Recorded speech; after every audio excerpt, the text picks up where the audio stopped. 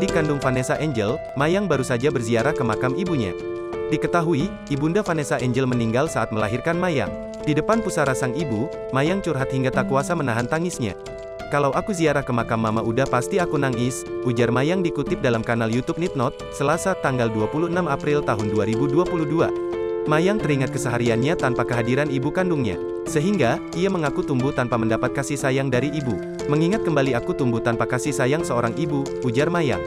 Selama ini, Mayang merasa kehidupannya terasa berat. Saat merasa rindu, Mayang selalu mengunjungi makam ibunya. "Berat sih, tapi dengan aku kesini sekalian mengobati rasa rindu aku ke mama, bilang ke mama kalau aku udah gede," ujar Mayang.